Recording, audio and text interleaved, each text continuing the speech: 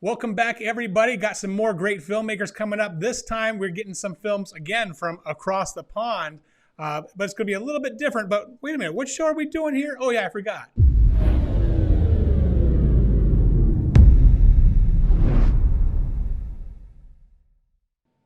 Awesome, guys. I got Melina who's joining me, and she actually made this show called Titus and Mirabella, and she is in the starring role. So, Melina, first off, how are you doing today? I'm fine, thanks. I'm excited to talk to you and to talk about my film. Excellent. Well, How are you? I'm exhausted. It's been a long day. Oh yeah, yeah. I want to share I with can. everybody. I want to share with everybody real quick. So Titus and Mirabella plays Friday, April 9th at noon, and has been nominated for Best Budget under $50,000. So first off, well done doing a film for under $50,000. That could be Thanks. very challenging. The last few films I've done have been about the $500,000 mark. So uh, it's hard to be able to get into that price point. So, Melina, tell me a little bit about yourself. Who is Melina, the writer, the actress, but even more than that? Tell me a little bit more about yourself. Sure. First of all, I want to say that we are very happy to be a part of the festival and that we are nominated for the best film under a budget of $50,000. And I have to say, it's not. Um, I couldn't have done it without my team. So, because a lot of them came and worked long hours on set in order to get to this result. Um, yeah, and we had wonderful sponsors, which I want to thank as well. Yeah, and about myself, I started out as an actress. I studied acting in Romania, and then I went on to do a further study in Germany. And that's where I sort of started to discover film, because I had done mostly theater in Romania.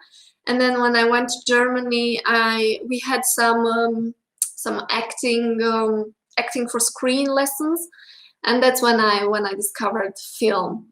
Um, and I started to do some low budget short films as an actress. And at one point, I just realized that I really, really want to do a comedy, but there weren't any castings or anything. I mean, in I feel like in America there are more comedies, but in Europe there aren't that many. And then of course, as an actor,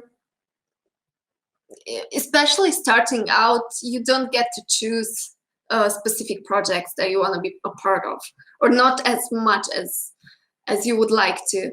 And that's what sort of drove me to begin writing my own script and to develop this story, actually. And then I just thought, oh, I'm gonna have to direct it if I want the film to be the way that I want it to be. And that's how I wrote and directed and produced the whole film.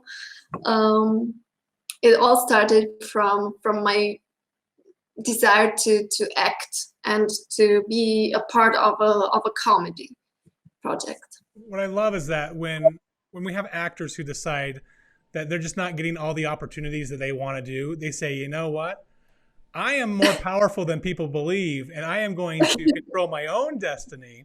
I'm going to produce it. I'm going to write it. I'm going to direct it so I can star in it and show people what I've got. And I think that's fantastic. Yeah, And I love that the fact that you made that opportunity for yourself, because a lot of people are just like just waiting for it to happen, and it just doesn't.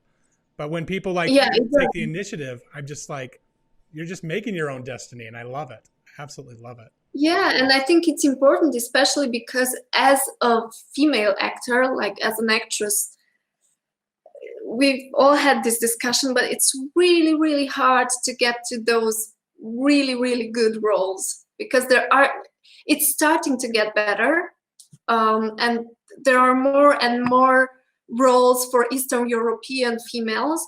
But 4 or 5 years ago, it was like mostly just, I don't know, hookers and drug dealers, and that's all that you could get as an Eastern European actress. And yeah, and you kind of get bored of playing the same roles over and over again.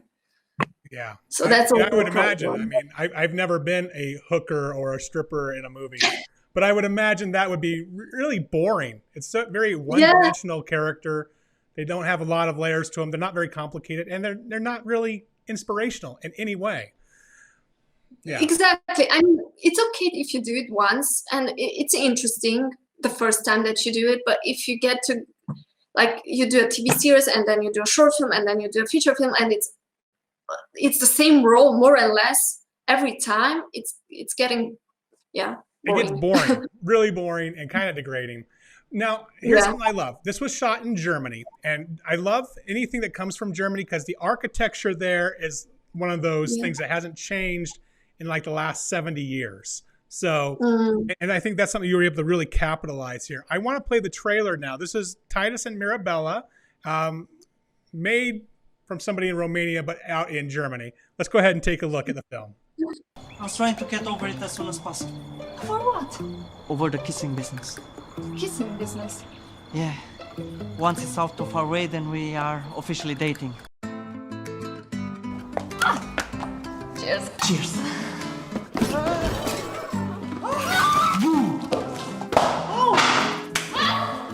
A chili one and the sweet one. I'm sorry, I'm always getting so nervous. So I have no idea how to deal with you women. I don't really like germs.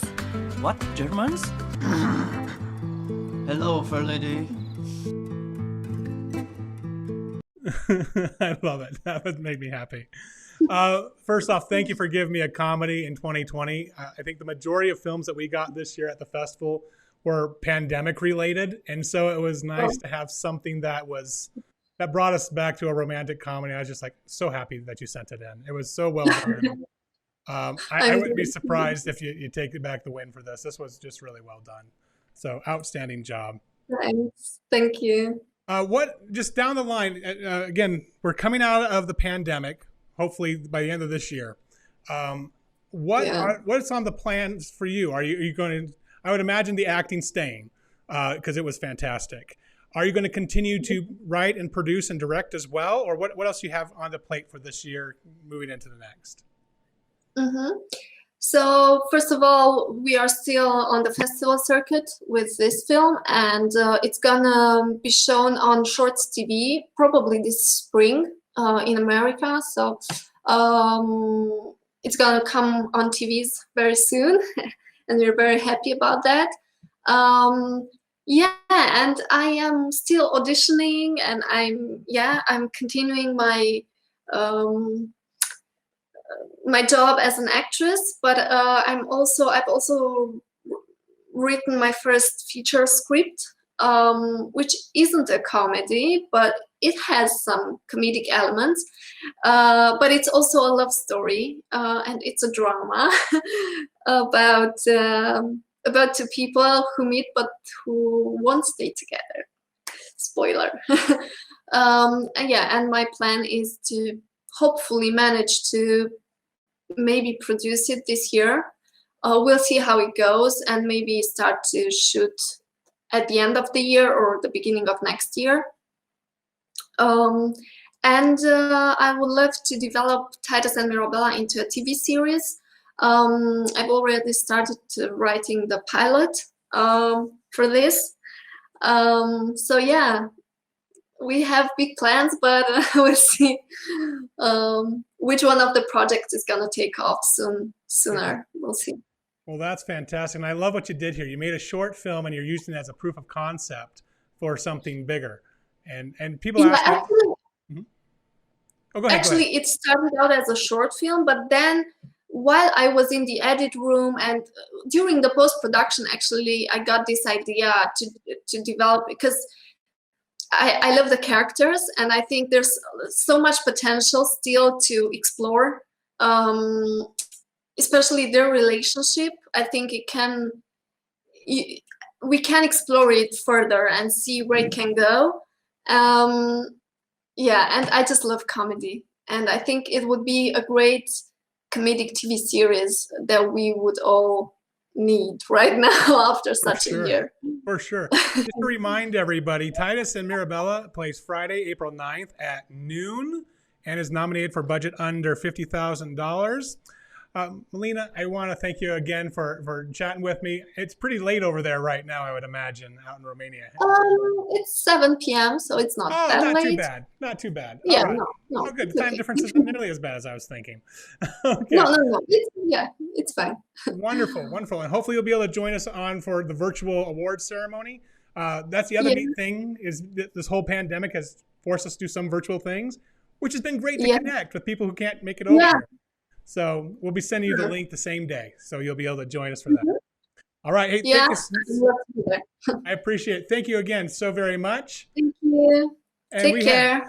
Thank you. And we have some more great filmmakers coming up at the top of the hour. Keep staying tuned. We have a lot of great filmmakers to talk about here at the Utah Film Festival. Take care, guys.